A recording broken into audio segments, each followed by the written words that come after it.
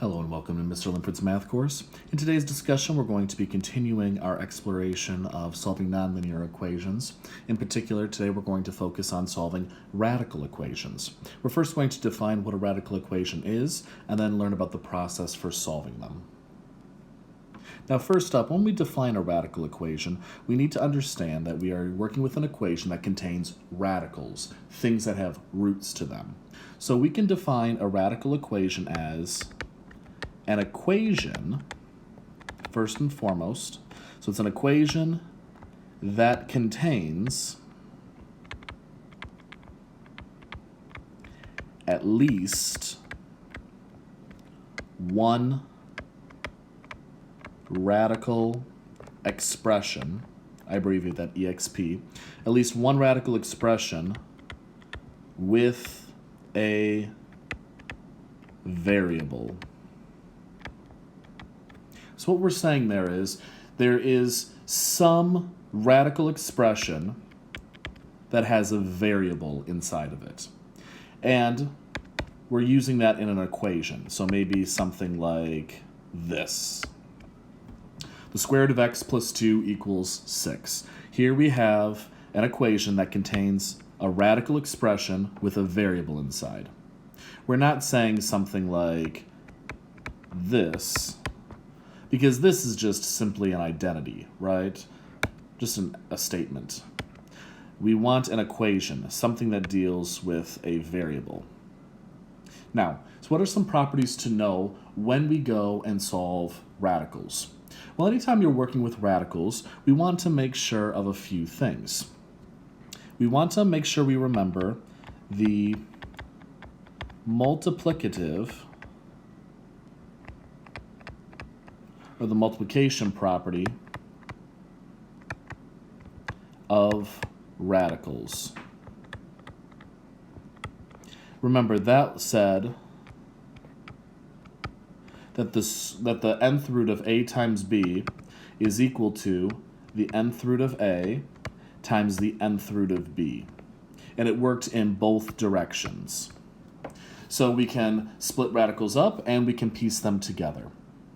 Additionally, I think it's important for us to recognize what an index means and how it's related to an exponent. For example, I think it's known that we have this property. If we take the nth root of some value and raise that to the n power, we just get that value to the first. So the nth root of a to the n power is 1. And I think that's a general idea we understand about working with roots and exponents. For example, something like the square root of 2 squared is just 2. Things like that. I would say that this is probably the majority of information we had when it came to simplifying radicals. So let's go ahead and let's try to apply these properties to solving radical equations. First, what I want us to do is take a look at the equation here. We are saying that the square root of 5x plus 1. Notice that 5x plus 1 is entirely under the radical. 5x plus 1 is the radicand here. We are taking that and we are subtracting 2 from whatever the value is to get 4. What I want you to do is pause the video, and I want you to try to think to yourself, how might you go and solve this problem? Remember, what is the goal of solving an equation? We want to get x by itself. So maybe we should put that as a little side note, that our goal is to isolate x. Isolate the variable, get it by itself. So think to yourself how you might be able to go and get x by itself here. Well, hopefully you had some time to work this through. I think the central idea that we need to understand here is in isolating x, we need to get everything that doesn't involve x to the other side. So I think the obvious step first is to add 2 to both sides. So we have the square root of 5x plus 1 equal to 6. Now some might say, what if we subtract 1 from both sides? And then they might say, then we have the square root of 5x equaling 5. And we could divide by 5 on both sides, and we would get the square root of x equaling 1. But wait a minute. Let's take a look here. Let's focus on this step. Can I take the square root of 5x plus 1? Remember, that's all underneath the radical. And if I subtract 1 from it, do these cancel out? Well, hopefully you're saying, no, they don't. Because this 1 is trapped under the radical. Remember, if I had the square root of 2 minus 2, that wasn't equal to 0, because this 2 is under a radical. Remember, the square root of 2 isn't 2. The square root of a number isn't that number itself. So, we're stuck at this part. We cannot proceed as normal. Yes, it's true that we could add the 2 over because it was outside of the radical. But now, the 5x and the 1 are stuck underneath it. We must get rid of the radical. We must get rid of the radical. That way we could access the x. But what could we do? What property do we know that we could utilize to eliminate this radical sign? Again, pause the video, take a minute to think this through. We are taking the square root of some value. Remember, 5x plus 1 is just going to be some value. I plug something in for x and I'm going to get a number. The square root of that number is 6. What can we say about it? Again, hopefully this isn't too difficult to realize, but we have an operation that we can utilize.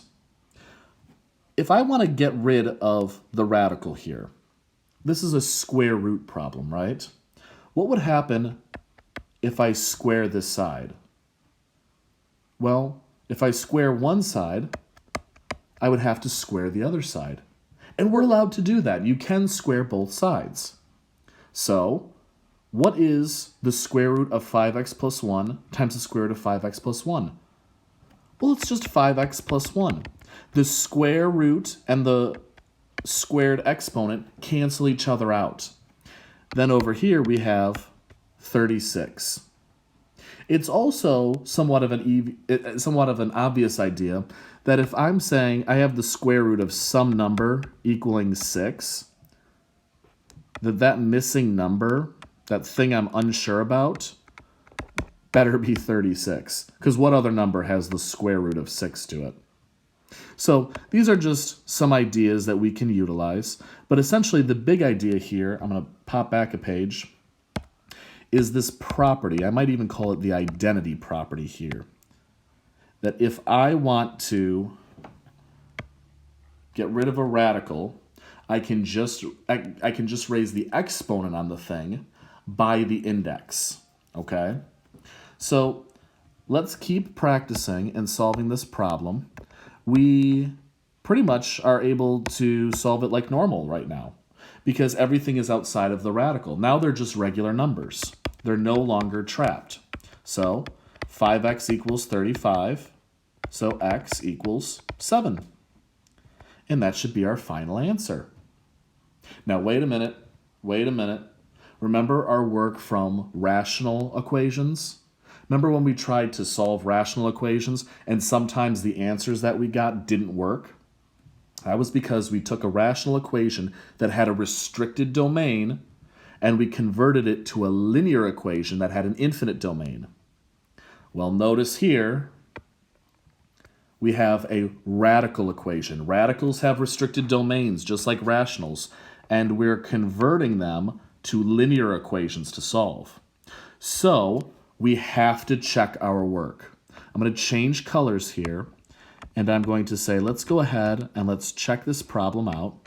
We want to take 5 times 7 plus 1, and we're going to take the square root of that, and then subtract 2. And we're going to hopefully get 4. So the square root of 5 times 7 is 35, and then we'll add 1 to it, and subtract 2 to get 4. The square root of 35 plus 1 is 36. And then the square root of 36 is 6. And when I subtract 2, I get 4. So it works out. Okay, we don't have an extraneous solution here. However, sometimes you might, so be careful with that. Let's try to record what we did here as a procedure for ourselves. What was the first thing we suggested to do? Well, that was get everything that wasn't in the radical to combine together. So maybe we should say that we need to isolate the radical expression. Get that thing by itself, because that's the thing that we want to access the variable from. So we'll isolate the radical expression. Once it was isolated, we raised both sides of the equation to the power of the index. Since I was dealing with a square root problem here, we raised both sides to the second power. Now, with that said, we should put a little note to ourselves. This will cancel out, I'll say cancel out in quotes here, the radical. It'll get rid of it. And once we have the radical eliminated, the problem pretty much becomes normal to solve. Solve like normal. The problem really just becomes a standard linear equation to solve. Let's take this procedure and let's try to apply it to some more problems to see how we go about solving and working with this technique. All right, first up we have 3 equals 6 plus the 4th root of x minus 1. Like we said, we're going to try to isolate the x here. So to do that, what we need to do is isolate the radical. So let's subtract 6 from both sides. We're going to end up with negative 3 is equal to the 4th root of x minus 1. And now, with the radical isolated, we cannot proceed further until we get rid of that radical. So the way we're going to do that, let me swap colors here, is we're going to raise both sides to the index power. Here the index is 4, so I'm going to raise both sides to the 4th power. Again, we're totally allowed to do that. If you need a proof, I can work it out for you during office hours. But let's take negative 3 to the 4th power.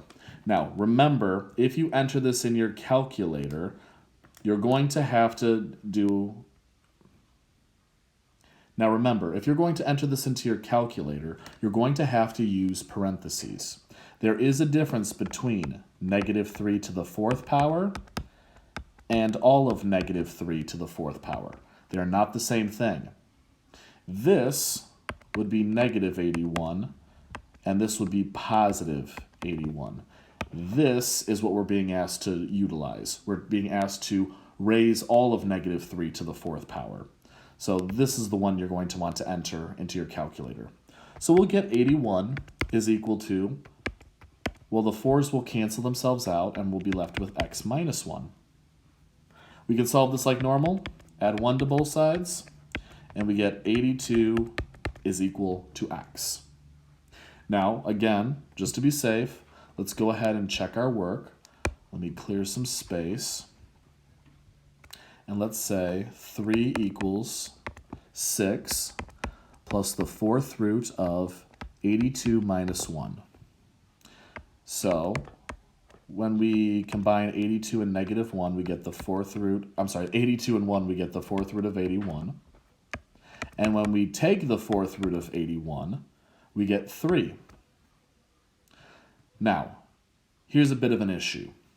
Notice that 6 plus 3 is 9, and that is not equal to 3. Take a look here. See what we have going on.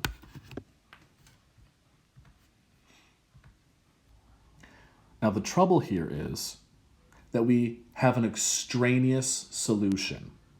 This is saying that if you plug if you plug in 82 for x, you're going to get 3 equals 9. Now, some people might say, well, wait a minute, Linford, wait a minute. If you're taking the fourth root of 81, shouldn't it be plus or minus 3? Because isn't negative 3 to the fourth power 81 and 3 to the fourth power 81? Why is it then that you're using positive 3? Couldn't you have used negative 3? Then it would have worked. Well, there's some things to be aware of here. The trouble is that this symbol for the radical really does indicate the positive value. There are two solutions to this. Yes, this statement right here is completely true. Negative 3 to the fourth power is 81, and 3 to the fourth power is 81. That is completely true. However, the radical symbol really does indicate that you want to use the positive version first. Now, there are reasons for that, and they're a bit more complicated. What I will say is the positive value to this is going to be the first argument that we would come across. And since that would be the first one we would come across, we're going to always use the positive version in the real number case. So that's why in this situation, we are going to have an extraneous solution. So we're going to have an extraneous solution. So you can say, this is the answer that we get, but it's not going to work. Another way you can see that it's not going to work is if we went ahead and we actually graphed this equation. Well, maybe not the equation, but we could turn it into a function to be graphed. For example, if we took 3 equaling 6 plus the fourth root of x minus 1, we can subtract 3 from both sides. 0 equals 3 plus the fourth root of x minus 1. Let's make a function for this. F of x is equal to 3 plus the fourth root of x minus 1. So anything I plug in for x should give me different output values. Let's go ahead and let's take a look at this graph. Using Desmos, you can see how I first went and entered in the particular function. I typed in what we had, the f of x equaling 3 plus the quantity of x minus 1. I couldn't find how to change the index on the root, so instead of taking the fourth root, I just raised it to the 1/4 power. This function is the same as what we had. Take a look at its graph here. You'll see that the graph starts pretty much right here at, let's see if I can get the point on the screen, at 1, 3. That's the initial value of the graph, where it starts. And then it moves on from there, forever and ever and ever. Will this ever equal 0? Will this graph ever equal 0? Meaning, if you plug in a certain x, will the y ever be somewhere on the axis? That's what it means to solve these equations for 0. We're finding the x-intercepts. So does this ever have an x-intercept? No, because it stops right here. So here's another reason why there is no real solution to this equation. It's extraneous. So hopefully this idea of an extraneous solution is making sense to you. If not, please let me know. We can go over it a little more. But really, you don't need to work when you plug stuff in and you're taking the fourth root of something like 81. You don't need to just say, well, it doesn't work for the positive, but it could work for the negative. Really, what we're doing here is always pretty much working with the positive. All right, let's take a look at the next problem.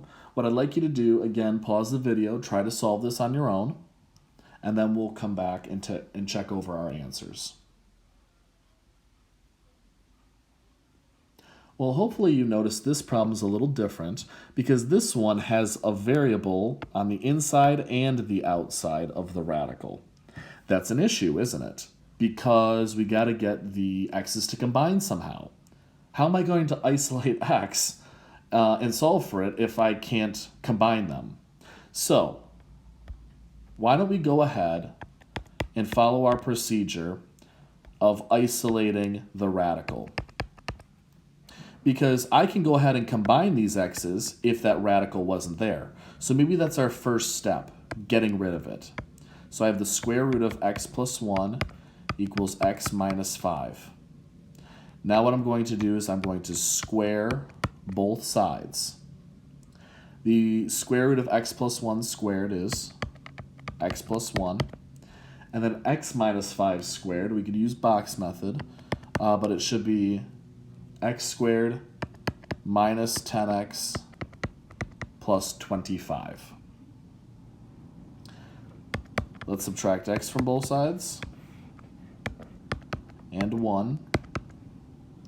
We get x squared minus 11x plus 24 is equal to 0. So you'll notice in this step we are still trying to get rid of the radical because we want to combine the x's. The trouble is as we go in, we're squaring this and solving it, we end up with a quadratic equation. We end up with a degree 2 equation to solve. So, no trouble. You can go ahead and use the zero product property. Let's factor this down. We should get 0 is equal to x minus 8 times x minus 3. So x is equal to 8. And x is equal to 3. Now we should check this, so let's go ahead and do that. So we're going to start with the square root of 8 plus 1 minus 8 equaling negative 5. 8 plus 1 is 9, so we have the square root of 9 minus 8 equaling negative 5. The square root of 9 is 3. Oh, and 3 minus 8, in fact, is negative 5, so it works. So 8 here is a solution. We're going to go ahead and try substituting in 3 now. So we would have the square root of 3 plus 1 minus 3 equaling negative 5. Square root of 3 plus 1 is 4 minus 3 equaling negative 5. Square root of 4 is 2 minus 3. Well, that's just going to equal negative 1, which is not equal to negative 5. So we can say that x equaling 3 is an extraneous solution. So really the true answer here that would work for the entire thing is x equals 8. Well, x equaling 3 would be extraneous. Let's go ahead and try a couple more problems. What I'd like you to do for these problems, I want you to pause the video and I want you to try solving these individually. You'll notice these are a little different because in this case, each of these have multiple radical expressions to work with. I want you to think, what is the best way of going about dealing with this? Remember, our goal is to solve for the variables. So your goal is to get the variables isolated. But of course, you can't do that when they're trapped in radicals. So I guess your first task really is to think, how do we get rid of these radicals? What's the best way? Again, pause the video, take a minute, see if you can work this out, and then we'll come back and check our answers. Well, hopefully you had some time to work this through. Obviously, I would say the first one really requires us to use very simple rules of algebra. Notice that both sides have the same root. They're both cube roots. So the idea here to get rid of both cube roots is just simply to raise both sides to the third power. That would cancel out the roots, so you're left with 2x minus 4 equaling 1 minus 8x. If I add the 8x over, I get a 10x. And if I add the 4 to the other side, I get a 5. So x equals 1/2. Now, it's important to check this. So let me go ahead and change colors here. And let's see what we get. We have the cube root of 2 times 1/2 is 1 minus 4. And then that should be equal to the cube root of 1 minus, well, half of 8 is 4. So what do you know? It's the same thing. We need the cube root of negative 3, and that's equal to the cube root of negative 3. Now, given that we produce the same results on both the left and the right side, we can say that this is the solution, x equals 1/2, and it's not extraneous. Even though these values are negative, it's not extraneous. Now let's try working through the next problem. Notice that this next problem has both two radical expressions as well as a whole number. So there's a couple things we could do to try this out. Obviously, one first step might be, you would say, to square both sides. And people tend to do this and they think, okay, if I square this side, I get 3x plus 1 minus x minus 1 equals 4. Hey, that's pretty easy. But wait a minute. We can't be so careless to make that mistake. When we are squaring this whole side, what that really is saying for us to do is to take the square root of 3x plus 1 minus root x minus 1 and multiply it by itself. This means that we're going to have to do distribution. You could FOIL this or do the box method for it. Let's see what we would get. Square root of 3x plus 1, negative root x minus 1, and then we have root 3x plus 1 and negative root x minus 1. This is the multiplication we're going to have to do. Now when I multiply it by itself, I still get 3x plus 1, and then down here, both negatives become a positive, and then we end up with an x minus 1. However, in these situations, we're actually, this is going to be a bit messier, we're going to have to multiply 3x plus 1 and x minus 1 in the radicals. And then x minus 1. This is going to be very messy of a problem if we do things this way. Not impossible, okay? I want you to realize this is not impossible. This is something you can do, right? You can do box method again. That's not a big deal. It's just, it's tedious, and we don't really like that. So, this method for solving the problem, it's possible, but we still end up with radicals. Instead, I'm going to suggest something. Rather than squaring two radicals together, because let's be honest, that's really kind of messy and obnoxious to work with. Instead of doing that, what if I only squared one of the radicals at a time? What I mean by that is, when I left two radicals on the same side and squared it, it was too messy. So what if I move one of the radicals over? I'm left with the square root of 3x plus 1 equaling root x minus 1 plus 2. You might say, well, how is this any different? Well, notice again, I do want to square both sides.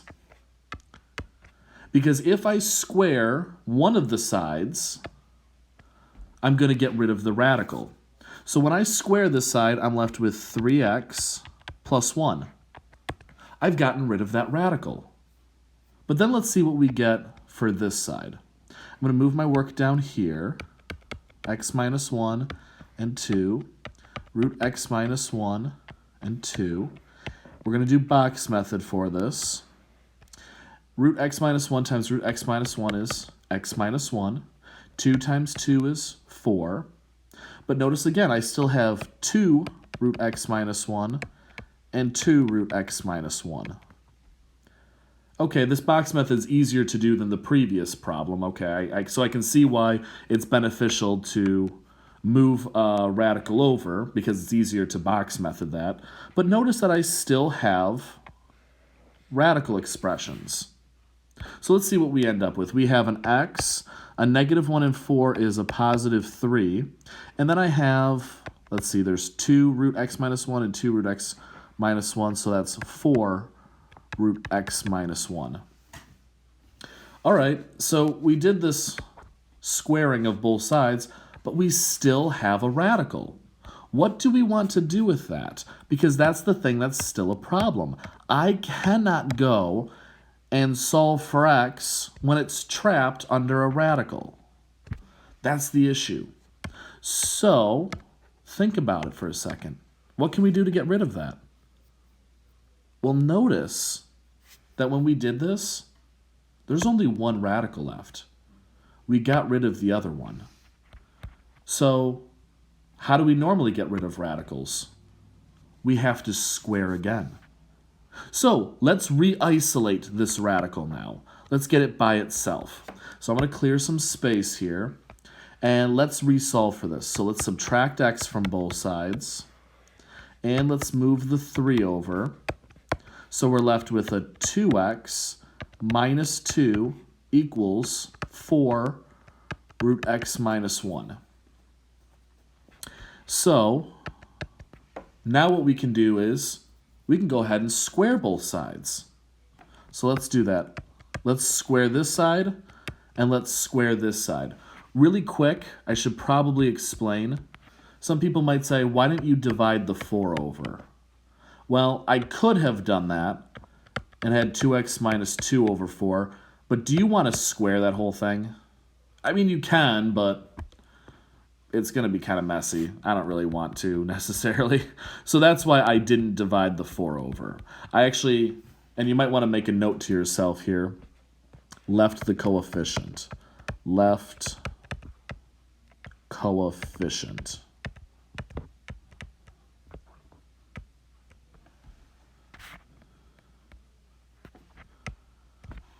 So let's go ahead and let's just square both sides. Now again, we will have to FOIL or box method. That's okay, expect that to happen. So let's see, 2x minus 2 times 2x minus 2. If I did FOIL, I would first get a 4x squared, and then I would have a minus 4x, so minus 8x, and then I would have a negative 2 times negative 2 is positive 4.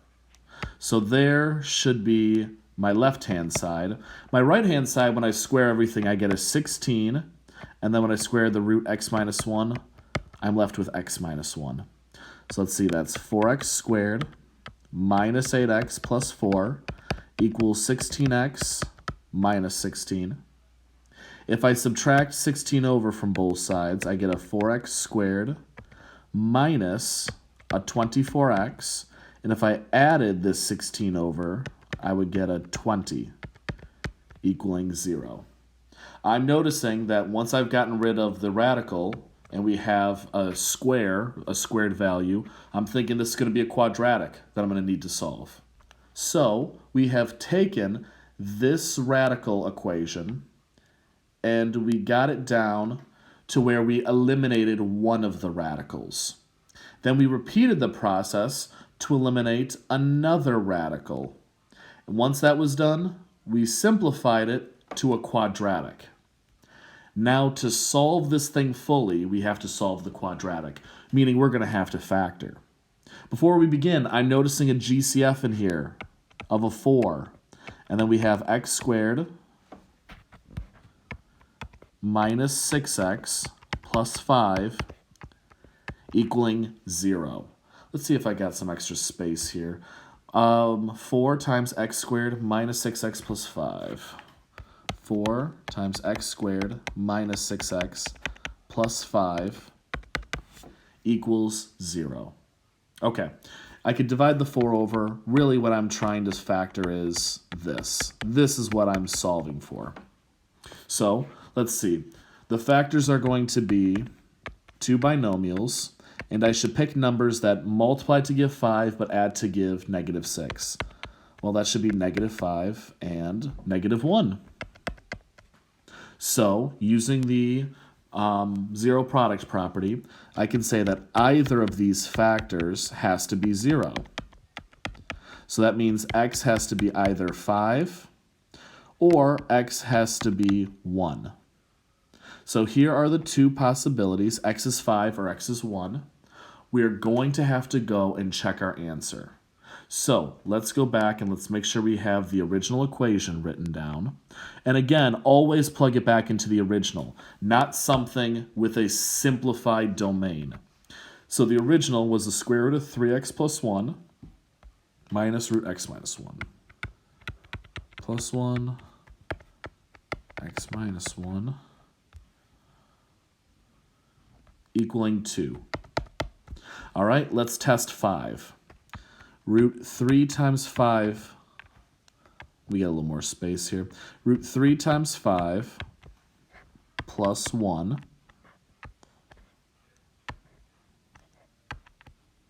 and then I have to subtract the square root of 5 minus 1, and I'm hoping that equals 2. So that's the square root of 15 plus 1 minus the square root of 4 equaling 2. Well, 15 plus 1 is just a 16, and the square root of 16 is 4, and the square root of 4 is 2, and what do you know? 4 minus 2 is in fact 2. So x equaling 5 is a solution to the equation. Now let's test if 1 is a solution. Again, go back to the beginning, the original problem, and plug in a 1 for x, and see what you get.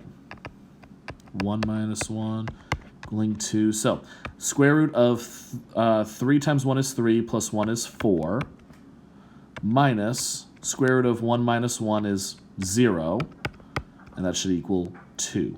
So the square root of 4, and that's just a 2. So it works. X equaling 1 is also a solution for this particular equation. So we have the two values. X can equal 5, or it can equal 1. Hopefully this process is making sense to you. But really, the idea here that we're trying to understand is that when we have to go and solve some type of radical equation, we need to first get rid of the radicals. Do it in whatever way that you can. So I would say let's get a procedure written down for when we have these multiple radicals. So let's say procedure.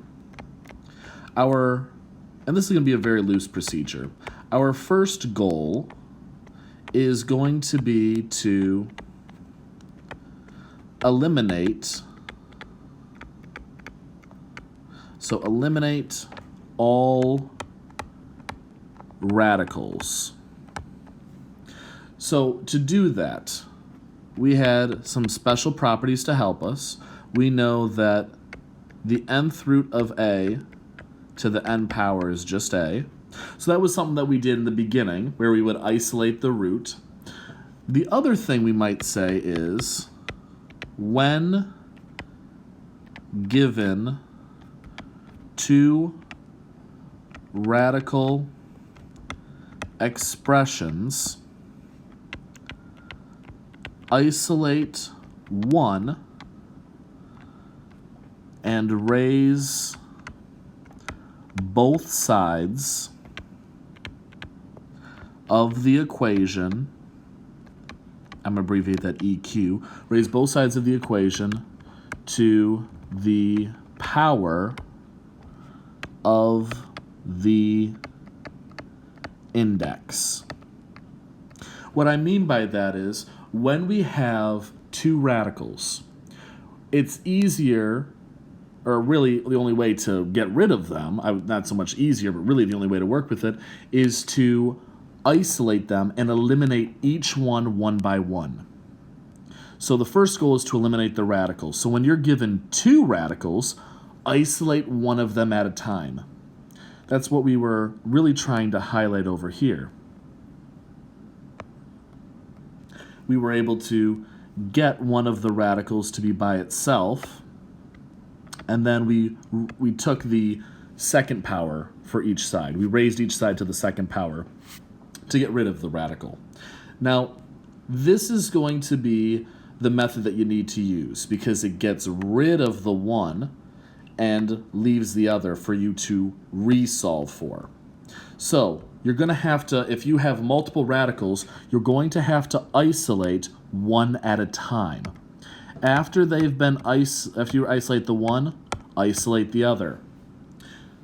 Then solve like normal. So once you've eliminated all the radicals,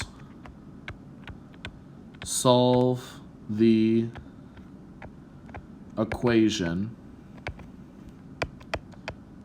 for x. It might have to be quadratic.